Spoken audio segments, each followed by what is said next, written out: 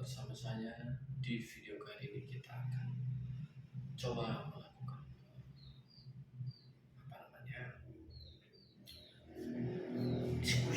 diskusi pagi hari. Kebetulan ini saya baru pulang kerja dan langsung mau bercanda kepada teman-teman.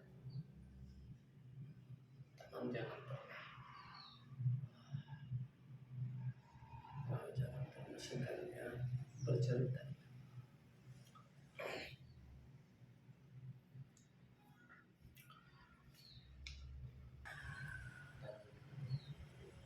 Mari kita tetap bersyukur kepada Allah.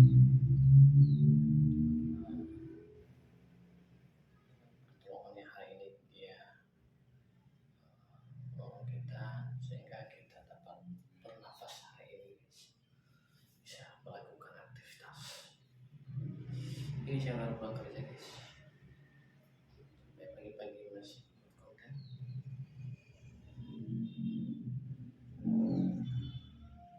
Teman-teman yang pernah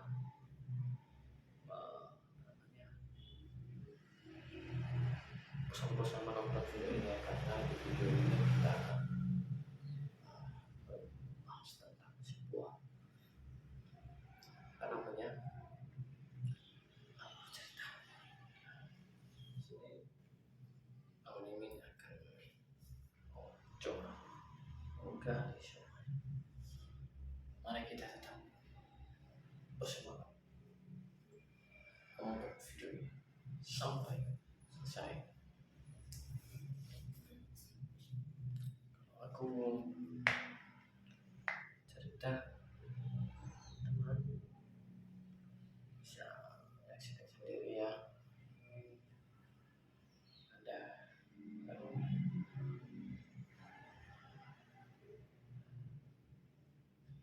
cerita yang menyenangkan ya, teman-teman. Pagi-pagi ini saya belum mau karena capek gitu. Mau istirahat bentar lagi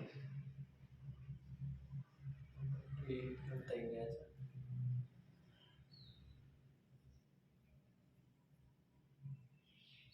Kumis saya udah mulai bertemu lagi.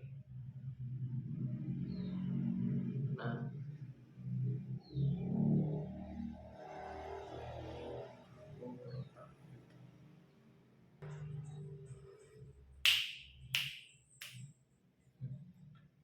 dan saya tadi barusan kopi hitam biar mata saya kuat menahan ngantuk diri kita bersama.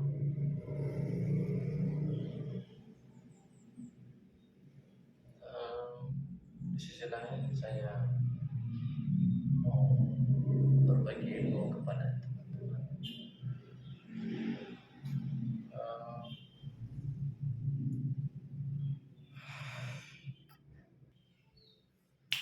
Berbagi ilmu ini misalnya kita udah capek rokokan dan mengakibatkan batuk semprot di dalam. Jadi udah saya coba ini kemarin. Saya ambil susu cap nona, saya beli di warung.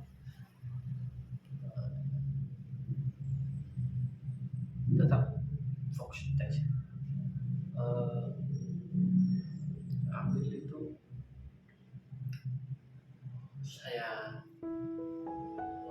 panaskan dia kuali sampai mendidih susu kentalnya, dan itu menunggu lama paling 10 menit baru saya minum.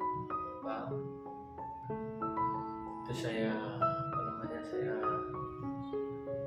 masa sampai mendidih di kuali dan itu saya minum murni ya, nggak usah pakai.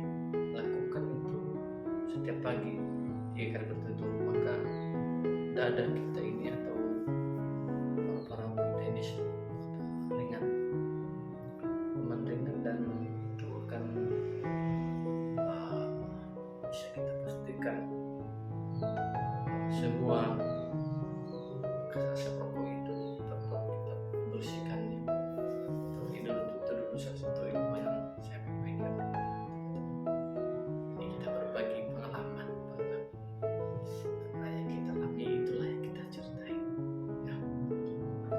contohnya lagi guys, ada misalnya kita ke Sileo, ada itu kita ambil kunyit, misalnya ini kita ke Sileo ya, kita ambil kunyit, kita tumbuk, lalu kita tempelkan ke kaki kita yang ke Sileo, contohnya ini ya, kita yang ke Sileo, baru kita tutup pakai kain karet, kayak karet lama dia kan, kita ikat lalu terbungkuslah itu kan 1 malam lah, itu kita buat, kita bikin sebelum tidur, itu waktu langsung cepat ini bisa itu guys, bisa itu. Dan itu lagi ada manfaatnya bawang merah, misalnya kita udah keseleo main bola kan, kaki kita ini atau jari-jari kaki kita ini udah keseleo, maka kita bisa membuatnya dengan kita ambil bawang merah itu, kita tumbuk begini aja, kita tumbuk baru kita tempelkan ke kaki kita yang udah keseleo tadi, maka itu dipastikan kaki kita itu nggak bisa gemuk. Itu udah pengalaman saya sendiri guys. Saya berbagi pengalaman kepada teman-teman biar teman-teman bisa melakukan itu seketika melakukan kalau misalnya sakit seperti itu, mengalami keseleo kaki. Nah itulah dulu pengalaman kita, nanti kita lanjut lagi bentar lagi ya. Ini cara saya, cara membersihkan lantai, karena lantai tempat saya ini saya yang ngepel sendiri, saya nyapu sendiri, jadi ini ada pengalaman saya guys. Kita beli jeruk namanya jeruk nipis, tapi jeruknya itu agak lumayan besar sedikit, jadi kita ambil itu, kita belah, kita bagi dua kan, baru kita siram lantai itu, biarkan saja di situ, pasti itu nanti luang guys. Jadi begitulah pengalaman saya yang saya bagikan kepada teman-teman.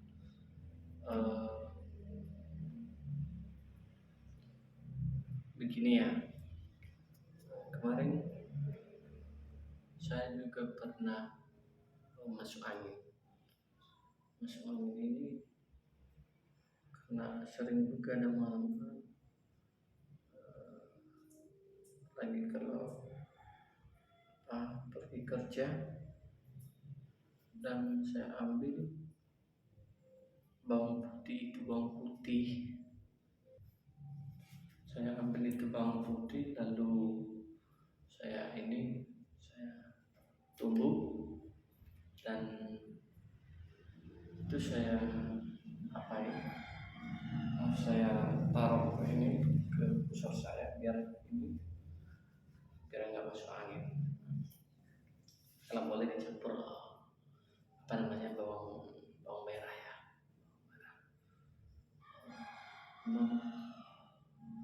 Kalau masuk angin ini susah juga guys. Kalau mengontrol angin kan mengeluarkan uang. Jadi kalau bawang putih ini nggak banyak kerugian lah, bisa aja kita minta sama teman kita, sama tetangga. Jadi teman-teman, pagi ini juga bentar lagi kami nanti jam 10 analisa bersama, dan kami melakukan analisa bersama, dan mungkin hari ini kita hanya update video dua. Nanti saya update lagi video setelah ini, dan teman-teman sabar, besok akan banyak video kita bercerita lagi teman-teman. Semoga kita tetap sehat, karena silaturahmi itulah yang penting. Selagi kita itu manusia bahasa, orang baik pasti silaturahminya yang gak pernah putus. Begitu ya guys. Kalau mau ini eh, itu ada apa ya namanya, sebuah kisah teman saya kemarin dia cerita sama aku. Kisahnya ini waktu dia tamat SMA, warga Gulu ini, Semarang. Hanya waktu dia berangkat dari kampung itu, eh, dia nggak ada apa namanya, ada teman dari dulu namanya Sifar. Jadi dia berangkat ke seberang. Kebetulan pas kami jumpa itu dia nggak pakai baju dinas, dia pakai baju biasa aja. Dan dia uh, sampai di salah satu kota. Dia tiga bersaudara, satu perempuan, dua laki-laki. Jadi dia ini anak sulung. Anak keduanya juga laki-laki. Anak terakhirnya itulah perempuan, gadis. Nah, pada saat dia berangkat, orang dia ini menangis-nangis karena taklah hidup di kampung kan nggak ada pendapatan, nggak ada kerjaan yang menghasilkan uang. Namun abangnya ini, si Guli ini, namanya Guli atau namanya si Fari ini, nekat pergi merantau. Setelah dia sampai di kota, berminggu-minggu mau habis uangnya, ongkos gojek, grab, angkot segala macam, ongkos motor untuk pergi cari kerjanya, habis di situ semua. Persiapan uangnya ini dari kartu berkisar 100.000. Nah, setelah dia sampai di kota, dia nyari kos yang murah 100.000 per bulan. Dan dia makan. Dia berjalan beberapa minggu itu, dan akhirnya kawan ini namanya si Fare,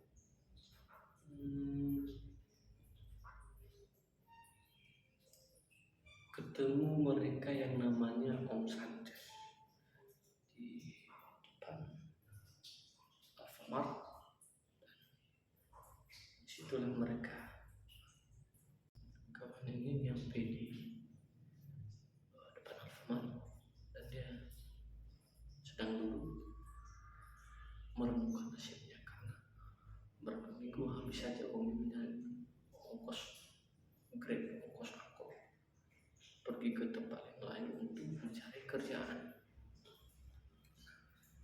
Setelah dia duduk di salah satu Alfamart di kota besar,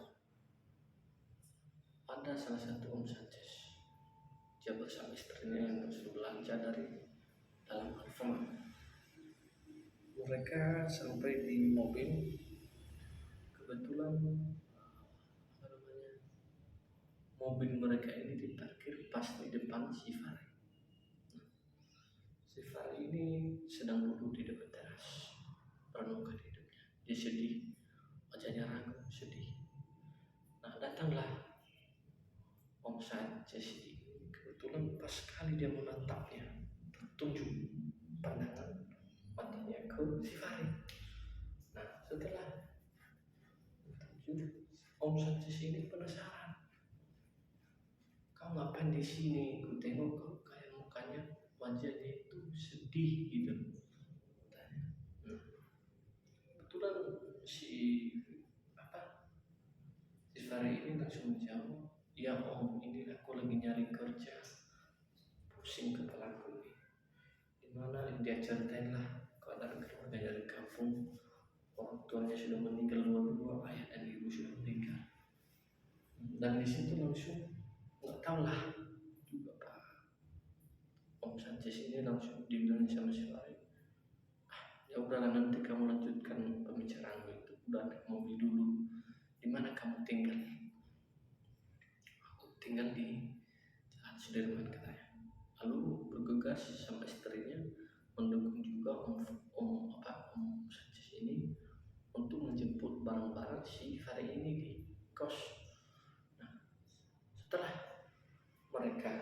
sampai di kos. Tiba-tiba Fahri ini mengatakan, aku nggak ada uang lagi Om. Begini. Ada nggak dulu kerjaanmu atau ini? Ada, tenang aja, kamu lebih dari kerjaan. Udah, si Fahri ini dia tamat SMA dari kampung baru beberapa bulan lalu. Dalam tahun itu juga, tahun yang sama, dia tamat SMA. Lalu si Fahri langsung bergegas cepat mengumpulkan barangnya dan mengangkat barangnya itu ke dalam mobil Om Sanchez. Dan mobil Om Sanchez ini kebetulan mobil mewah Alphard. Dia naikin semua barang-barangnya dan kembali lagi di DC, nggak ada lagi yang kosong, nggak ada lagi yang tertinggal. Lalu mereka bergegas langsung berangkat ke rumah Om Sanchez. Tanpa sampai si Fahri di rumah Om Sanchez melihat sepinya ini karena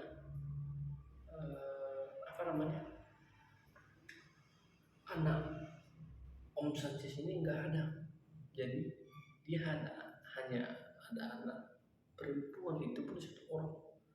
Nah, setelah dia sampai di rumah ini, disuruh Om Sanchez ini ada kamar di lantai 3. Kebetulan Om Sanchez ini memiliki rumah 10 tingkat atau 10 lantai. Besar, namanya juga orang yang banyak uang, ada triliunan asetnya.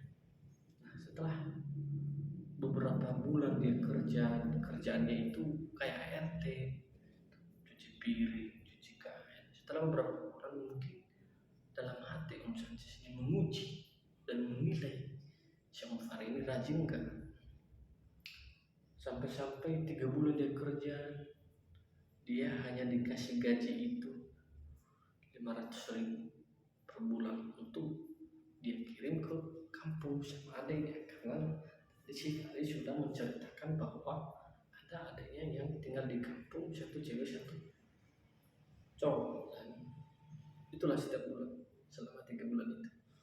Nah, setelah 3 bulan Om Sanchez ini meminta kasih sayang daripada istrinya. Bagaimana kalau si Fahri ini kita bantu, kita sekolahkan dia. Kebetulan kemarin tengok di berita ada pembukaan pelamar akademi militer di salah satu daerah.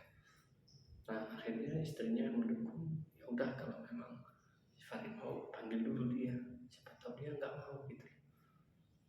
Tiba-tiba mereka malam hari makan, dipanggil Om Sanchez.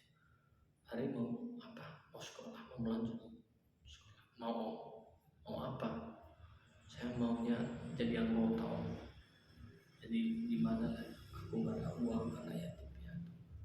Oh ya udahlah, kebetulan juga pas juga kabar rencana tadi ada penerimaan akmil di salah satu daerah, dan dia begitu semangat mendengarkan itu, kata Om Sanchez, mulai hari ini kamu bukan lagi ART di sini, dan besok saya akan peresmian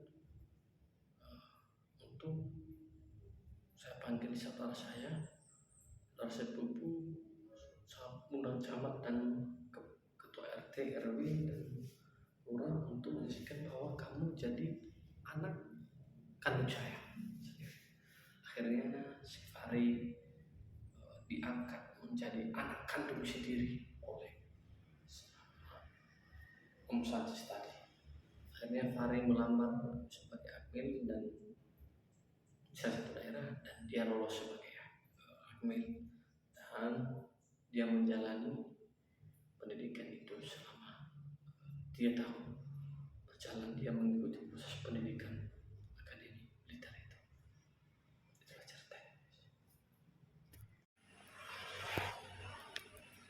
Inilah suasana di pagi hari ketika matahari terbit dari arah timur.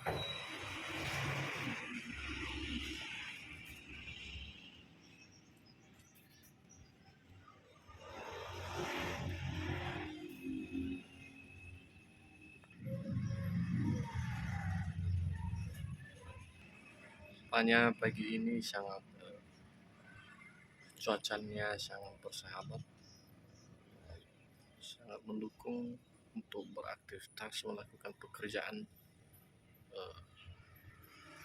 bagi kita orang tani.